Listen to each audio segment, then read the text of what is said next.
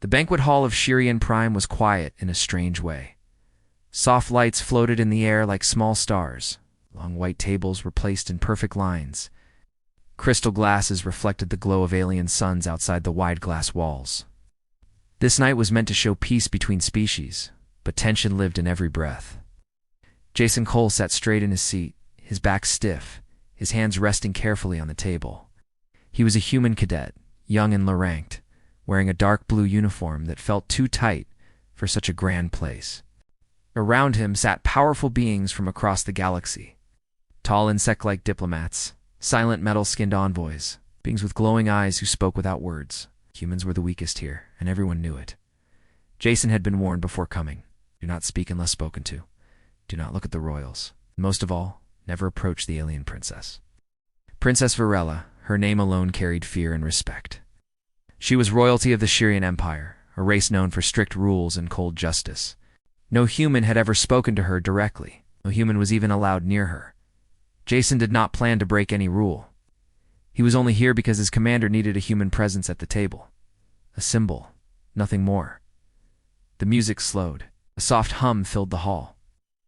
Jason kept his eyes down, focusing on the glass in front of him. He tried not to think about how small he felt. Then the air changed. He felt it before he saw it. A quiet shift, like the room holding its breath. Someone was standing beside him. Jason slowly turned his head. She was taller than him even while seated. Her skin shone like silver under the lights, smooth and flawless. Thin glowing lines ran across her face and neck, moving slowly like living light. Her eyes were calm, deep, and old. Her clothing looked like flowing light, changing color with every small movement. Princess Varela had taken the empty seat beside him. The hall froze. Conversation stopped. Utensils rested midair. Even the guards near the walls tensed, hands close to their weapons. Jason's heart began to pound. His mouth went dry. Yeah, this was wrong. Very wrong.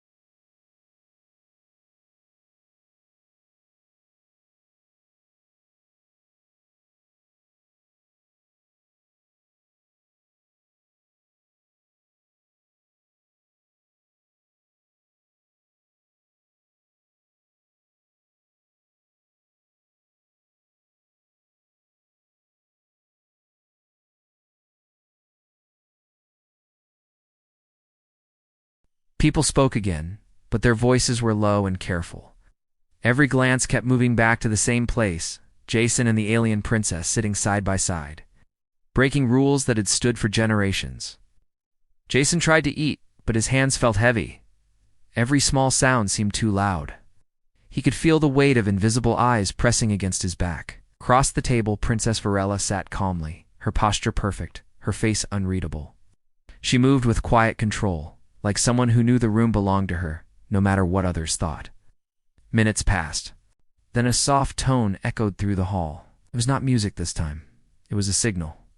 Jason's communicator vibrated once against his wrist. He did not look at it. Already knew who it would be. "You are being summoned," Varela said softly, without turning her head. "Your leaders are afraid." Jason let out a slow breath. "They should be." She finally looked at him again. "You speak as if you understand the risk." "I do now," he replied. "Sitting here may end my career, or begin something far greater," she said. Before he could answer, a human officer approached the table. His face was tight, forced into a polite shape. "Cadet Cole," the officer said, carefully avoiding the princess's gaze. "You are required to step away. Immediately." The hall went quiet again. Jason stood, his legs unsteady. He turned toward Varela, unsure if he should bow, speak, or stay silent. She looked up at him. "You may go," she said. For now," he repeated. Her eyes glowed faintly. "Every story pauses before it continues." Jason nodded and followed the officer away from the table. He could feel the stairs burning into his back with every step. When the doors closed behind him, the sound echoed like a final warning. They led him through white halls that curved like flowing water. Guards stood at every corner. Finally, they reached a small room with no windows and a single table. 2 human commanders waited inside. "Sit," one of them said. Jason obeyed. "What did she say to you?" the other asked. "Not much," Jason replied truthfully. "She asked why I was nervous. She said trouble had begun." The commanders exchanged a look.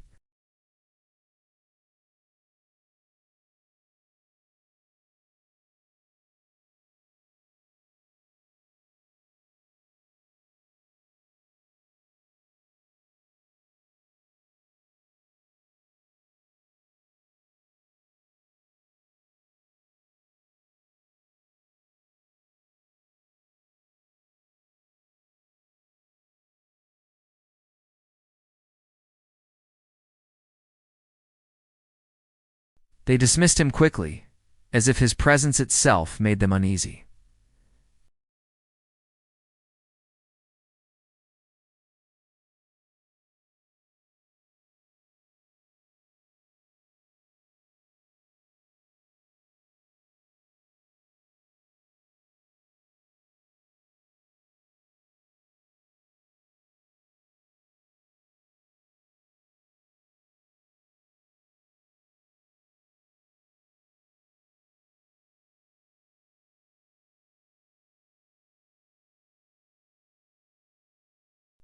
Jason stood slowly. "Princess?" He whispered yes. His heart raced. "I was told not to speak to you." "Rules are tools," the message replied. "They are not truth." "Why me?" Jason asked again, this time with no one else listening. The symbols paused. "Because you listened without speaking," the message said. "Because your mind is quiet. Because you are familiar." "Familiar how?" Another pause, longer this time. "That answer is dangerous," the message replied. "Once you know it, you cannot return to who you were."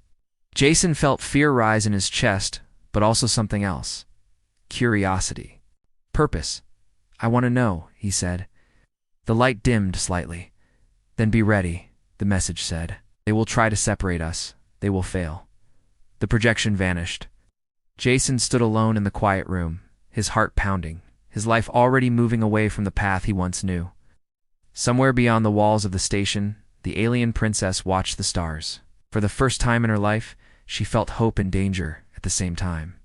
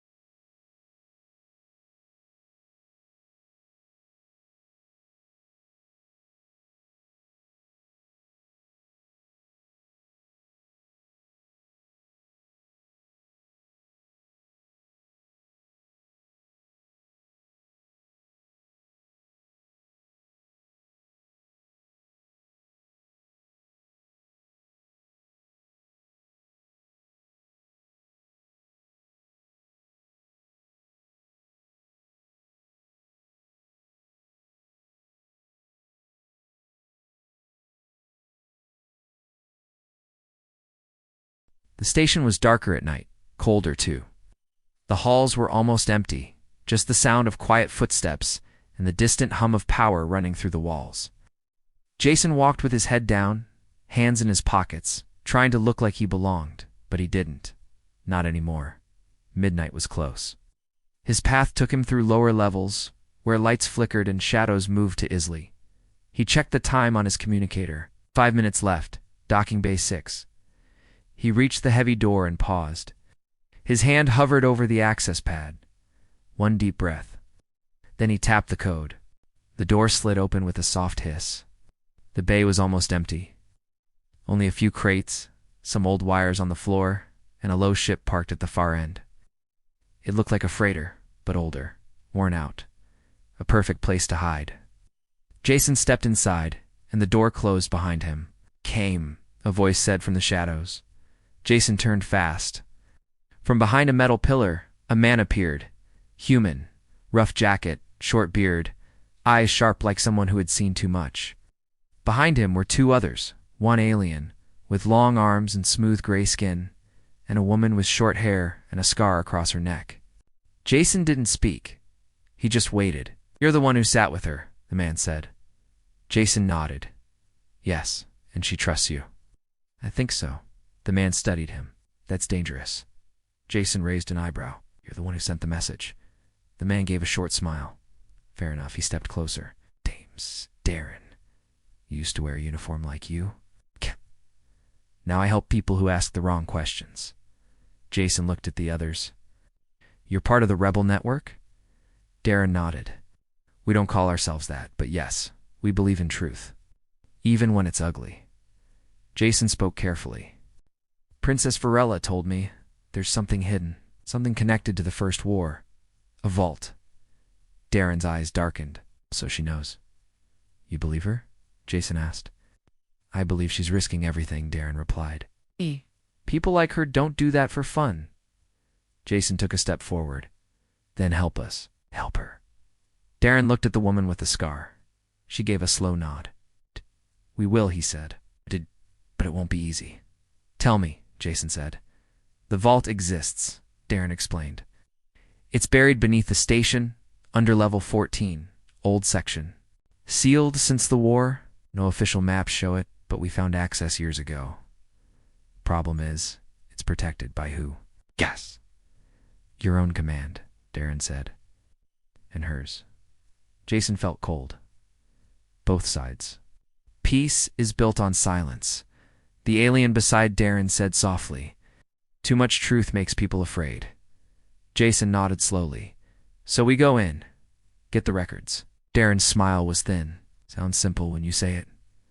Jason looked around. "What do you need from me?" "You have access," Darren said. "Your badge can get us past the first 3 gates. After that, we use our own way." Jason hesitated. "And if we're caught, then you'll be remembered," Darren said. "For the right reasons." Jason looked at them all again. Strangers, rebels, fighters. Yet he trusted them more than the people who trained him. "I'll do it," he said. Darren handed him a small device. "This will guide you to the entry point. We move tomorrow night. You lead." Jason took the device and turned to leave. But before he reached the door, Darren called out, "Be careful, cadet." Jason glanced back. "Not everyone who smiles at you is on your side," Darren said. "Even in your own crew." Jason nodded. He understood now. The danger wasn't just from aliens or leaders. Sometimes it was from the ones standing right beside you.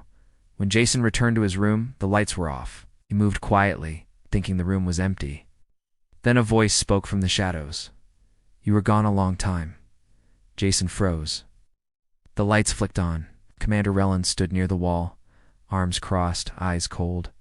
Jason didn't speak. "I know where you went," Relland said, "and I know who you met." Jason's stomach dropped. "I didn't. Don't lie," Relland said. "Not to me." Jason stepped back, his heart pounding. "I should report you," the commander said. "But I won't." Jason blinked. "Why?" "Because I don't trust the peace either," Relland said.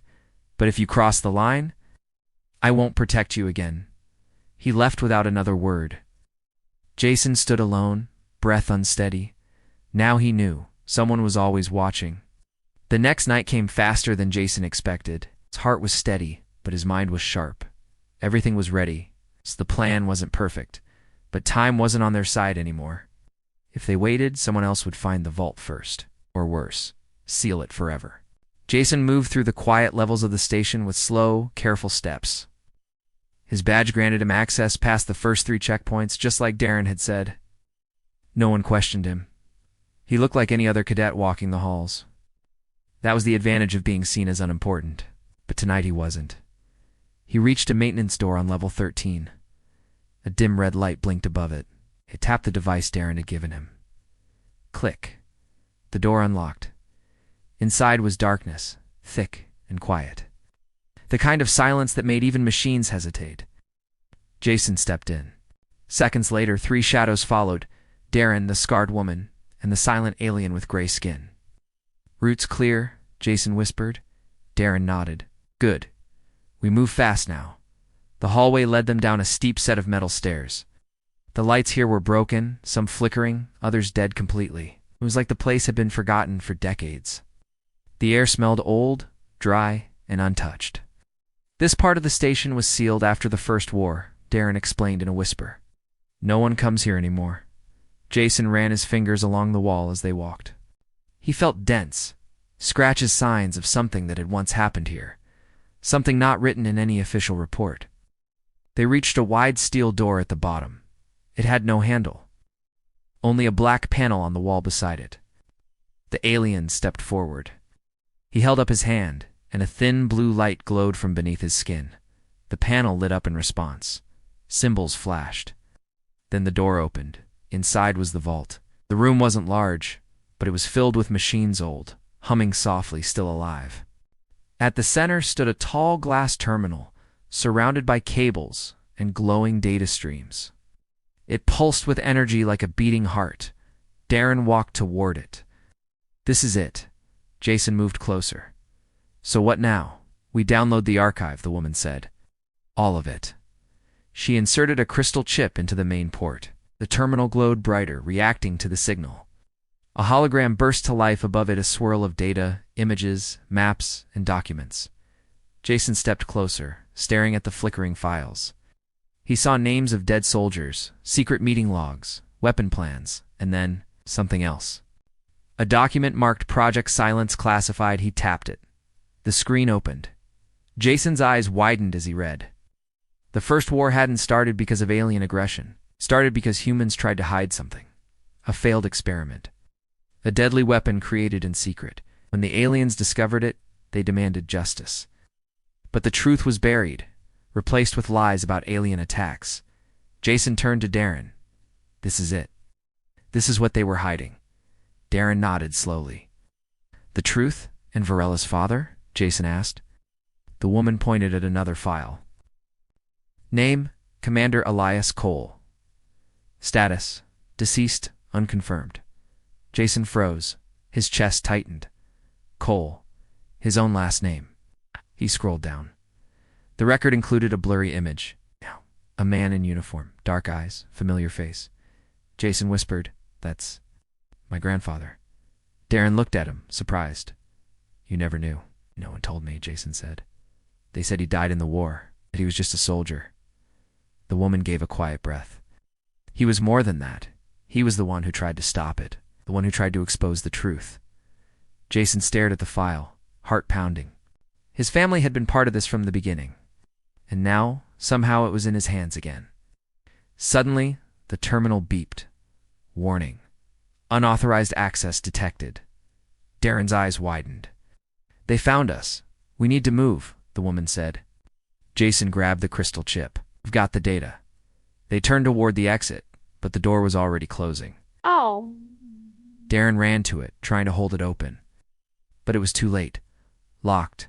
From outside. Voices echoed through the hallway beyond. Heavy boots. Orders shouted. Jason looked at the others. There's gotta be another way. The alien pointed toward a wall panel. Emergency hatch. Behind there, Jason rushed forward, pulling it open. A narrow crawl space stretched into darkness. Go, Darren said. I'll hold them off. Jason shook his head. No, but Darren shoved him toward the hatch.